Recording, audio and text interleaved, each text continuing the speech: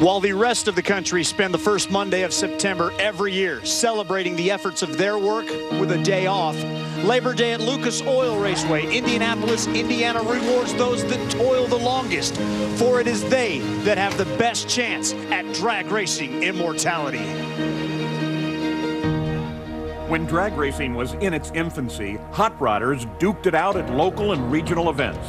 The East and West Coast each had their share of superstars. But the National Hot Rod Association and founder Wally Parks was looking for a way to establish a national champion. And in 1955, the U.S. Nationals was born, drag racing's first national event. After 60 years, the U.S. Nationals has grown to become more than a race. A win here is transformative. A win here, and you go from racer to legend. The U.S. Nationals is huge. That's the race that, you know, the legends and all the names go down in the history books when you win Indy. It's a granddaddy. It's the biggest race, biggest crowds. I want to win it more than anything in the world, more than a championship sometimes. It was the first, and 60 years later, it's still the biggest. This is the 60th annual U.S. Nationals. You can win a championship, but if you never won Indy, you better win Indy.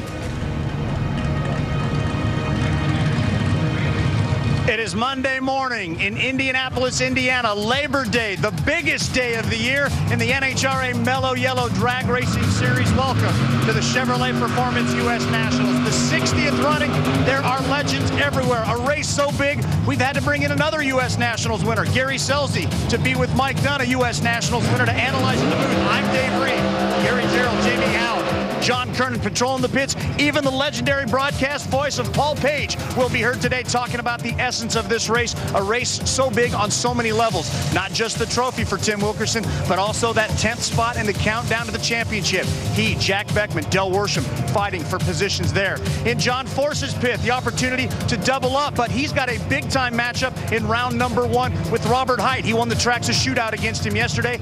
Number 1 in the countdown is at stake there. In the Steve Torrence pit, Mike Dunn, this is a team on fire. Steve Torrance's performance has been very good this weekend in qualifying. His dad tested, and both him and his dad have a very good shot at getting the trophy today. It is a race that saw the completion of the Brainerd final. This was the winner. So now Ron Capps has won on Saturday at Indianapolis. He's won on Sunday as a former shootout winner, but he's never won on Monday. Mike, you can at least say you've got that covered. Boy, I'm glad I can say that, because getting the Indy trophy is what it's all about, and Ron Capps knows that, but he also knows he has a very good race car, maybe one of his best shots at getting that Wally today. We handed out some big-time bucks as well on the Traxxas Top Fuel shootout, where the final pitted Australian rookie, now a U.S. citizen, Richie Crampton against the Sarge. The Sarge in charge, the U.S. Army dragster driver does it. A dominating performance in the Traxxas. He looked very good at possibly getting that 10th win, breaking the tie with Bob Glidden. Kind of was his 10th win, right? The 9 U.S. Nationals and that Traxxas here. And then into the funny car final for Traxxas on Sunday, just yesterday, less than 24 hours ago.